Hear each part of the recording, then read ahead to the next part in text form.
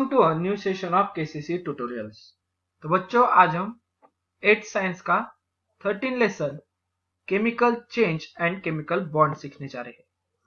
तो video start करने से पहले आपको एक रिक्वेस्ट है, अगर हमारी वीडियोस आपको अच्छी लग रही हो, इनका आपको कुछ फायदा हो रहा हो, तो ज्यादा से ज्यादा लाइक, शेयर एंड कमेंट करते जाइए। और अगर आपने अब तक हमारे चैनल को सब्सक्राइब नहीं किया होगा तो प्लीज सब्सक्राइब भी कर दीजिए। So let's start chemical change and chemical bond. What are the methods of classification of changes? यानी कि हमने 7वीं कक्षा में देखे थे, अलग अलग चेंजेस देखे थे। जैसे कि देख लो कौन कौन से थे। तो फिजिकल चेंजेस थे, केमिकल चेंजेस थे, बराबर। देन और क्या था? तो natural changes, manmade changes, useful changes, harmful changes. ऐसे अलग अलग चेंजेस हमने 7th स्टैंडर्ड में देखे थे। Then second, what is the difference between physical and chemical? तो फिजिकल क्या होते हैं? जो रिवर्सिबल होते हैं, यानी कि पानी का हम वाफ बना सकते हैं, बाफ का हम वापस पानी से बना सकते हैं। मगर जो केमिकल चेंजेस होते हैं वो इरिवर्सिबल, यानी कि एक बार घटना हो चुकी तो वापस नहीं आती। जैसे कि हमने पेपर को जला देंगे तो उसकी क्या बन जाएगी? राख बन जाएगी। अब उस राख को हमने वापस कूल डाउन किया तो उससे पेपर नहीं बनता। देन नीचे दिया है आपको, classify the following changes into physical and chemical. तो जो इतना पार्ट है आपको होमवर्क है, आपको मुझे बताना है कौन सा चेंजेस कौन का है। नेक्स्ट देख लो, ट्राई दिस में। Take a lemon juice in a clean glass, take 2 drops of lemon juice in a spoon and taste. तो 2 बूंद हमें लेमन का जूस, नींबू का जो जूस होता है वो लेना है और उसकी टेस्ट करनी है। कैसी लगेगी आपको टेस्ट? तो हमने देखा था लेमन में साइट्रिक एसिड होता है, तो उसकी एसिड की टेस्ट कैसी होती है? सार, कड़वी। Add pinch of a baking soda in the glass of lemon juice. Juice में क्या करना है? बेकिंग सोडा, यानी कि हमें अल्कली मिक्स करना है। तो ये भी देखा था हमने कि अगर हम एसिड लेमन को बेस बेकिंग सोडा के साथ मिला देंगे तो क्या बन जाएगा? Salt plus water, that is neutralisation reaction हमने देखी थी। Did you notice bubbling around the particles of soda? तो सोडा के पार्टिकल्स के अराउंड बबल्स तैयार होते हैं। Did you hear the sound of taking your ear near the glass? तो उसका आवाज भी हमें आता है। जैसे देख लो, हम इनो पानी में डालते हैं तब भी हमें आवाज आती है, बराबर। Now again taste it, did it as sour as it was beginning? अब वापिस उसे टेस्ट कर दो तो पहले जितना सार टेस्ट उसकी लगेगी उतना कड़वा नहीं रहता वो पानी। यानी कि जो एसिड और बेस लेमन जूस और बेकिंग सोडा मिलाने के बाद उतना कड़वा हमें वो जो लेमन जूस के ड्रॉप्स थे उतने नहीं लगते।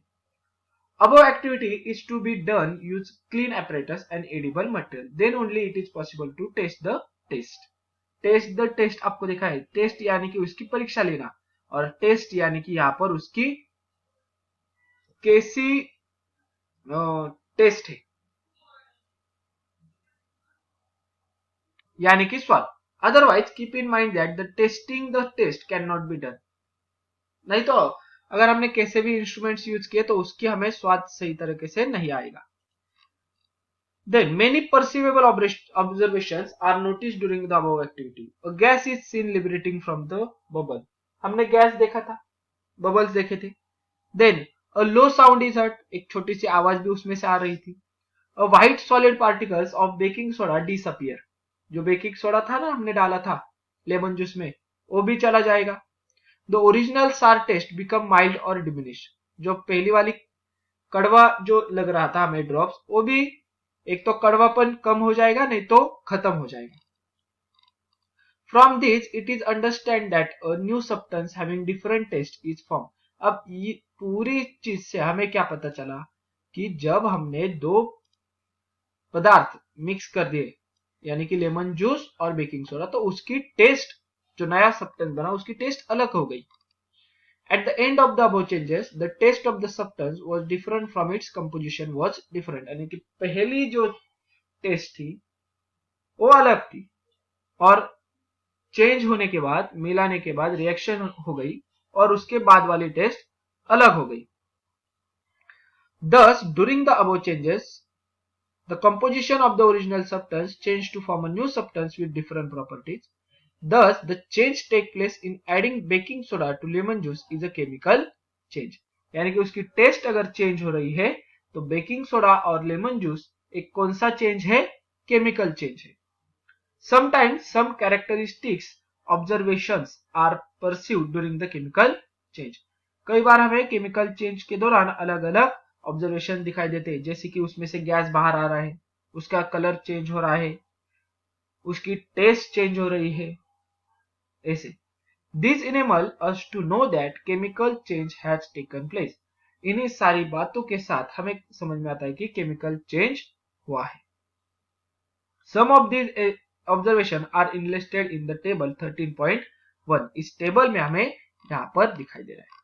तो पहली चीज है, देख लो, जब हम किसी एप्पल को, सेब को काटते हैं और उसको क्या करेंगे, पहले तो ऐसा सफेद एप्पल काटते हुए नजर आता है.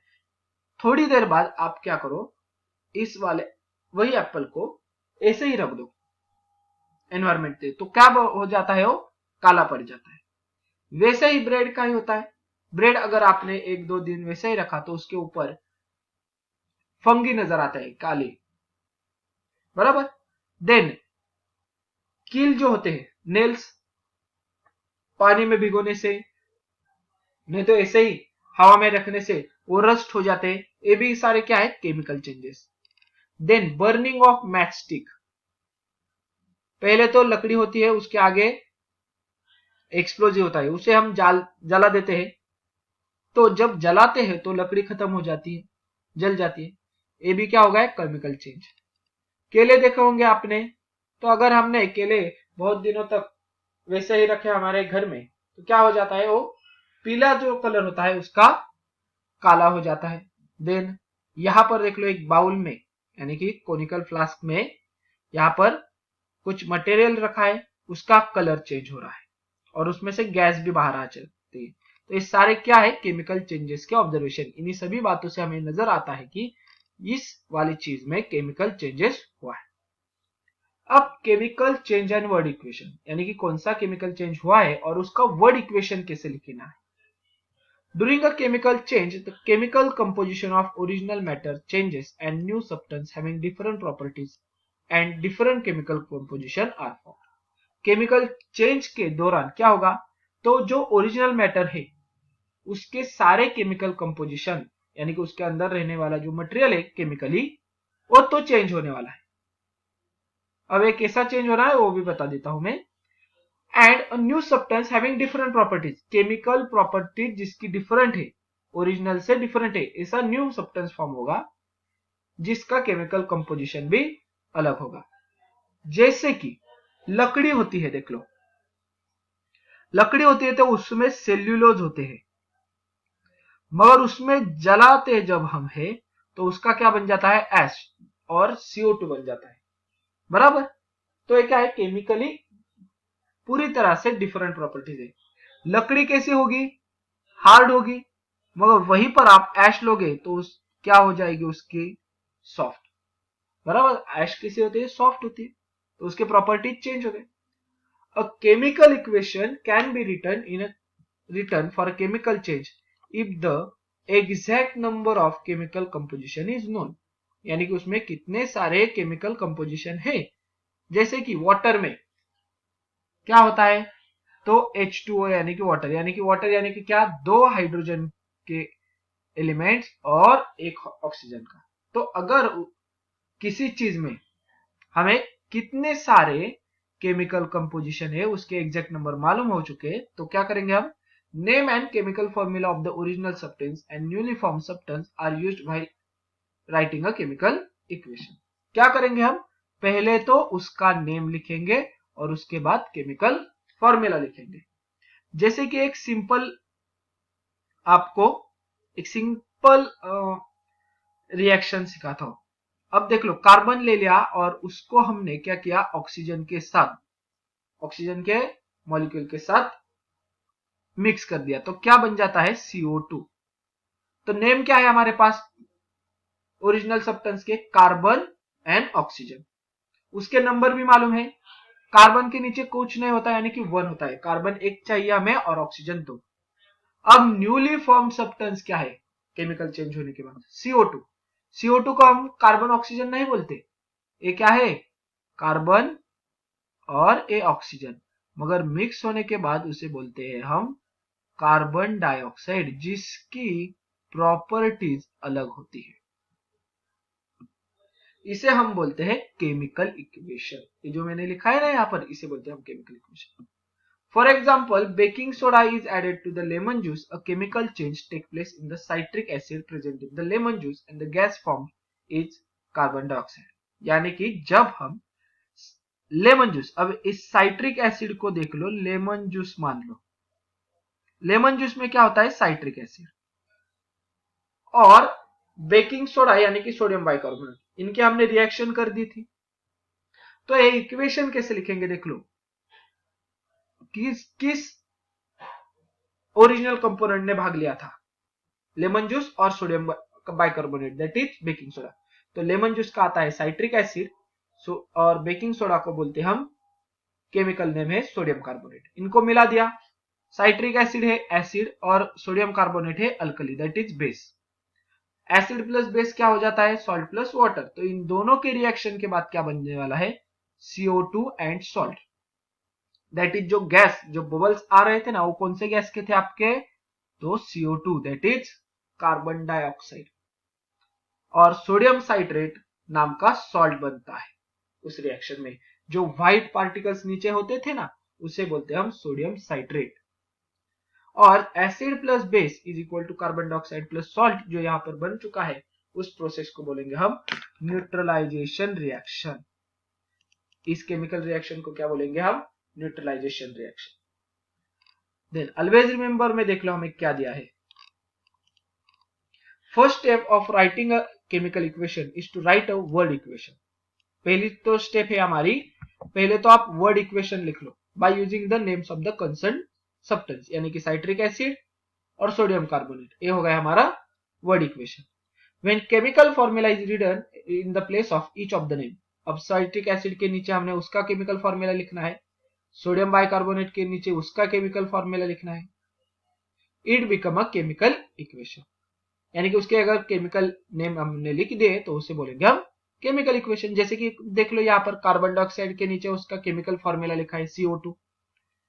While writing a chemical equation, original substance are right on left. Original से लेफ्ट की तरफ होने चाहिए, सारे ओरिजिनल सब्सटेंस लेफ्ट की तरफ होने चाहिए। And the newly form substance are on the right side, और जो नए सब्सटेंस तैयार हो चुके हैं वो राइट साइड में होंगे। And arrow is drawn in between, यानी कि लेफ्ट से राइट को जाने वाला एरो निकलना है। Arrow head point toward the substance formed, always जो नया सब्सटेंस हमारा राइट साइड का बना हुआ है उसी के तरफ एरो चाहिए, यानी कि इस लेफ्ट से राइट की तरफ रिएक्शन हो चुकी है, इसे हम बोल सकते हैं। Arrow indicates the direction of the reaction, arrow क्या बताता है, direction of reaction. Substance written on left side are the original substance take part in the reaction, जो लेफ्ट साइड में जो सब्सटेंस होते हैं ओरिजिनल सब्सटेंस जिन्होंने रिएक्शन में भाग लिया था, उन्हें हम कहते हैं रिएक्टेंट। देख लो इसका मैं कलर चेंज करता हूं, उन्हें क्या कहेंगे हम, reactant.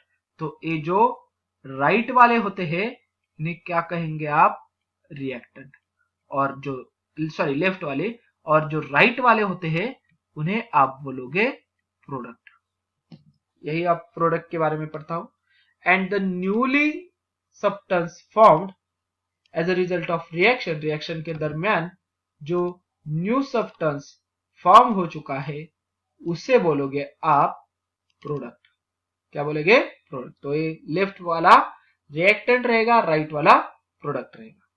Place for the product is on the right side of the arrow, always right side of the arrow रहता है प्रोडक्ट।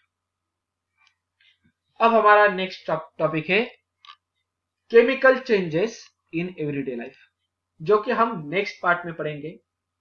तो आशा करता हूं ये वीडियो आपको जरूर अच्छा लगा होगा, समझ में आ गया होगा। तो अगर ये वीडियो आपको अच्छी लगी होगी तो प्लीज ज्यादा से ज्यादा लाइक, शेयर एंड कमेंट करते जाइए। और अगर आपने अब तक हमारे चैनल को सब्सक्राइब नहीं किया होगा तो प्लीज सब्सक्राइब भी कीजिए। केसीसी ऑनलाइन ट्यूशन का अगर आप हिस्सा बनना चाहते हो, हमारी ट्यूशन ज्वाइन करना चाहते हो, तो डिस्प्ले में दिए गए नंबर पे कॉल करके अधिक जानकारी ले सकते हो। Thank you for watching. Good bye.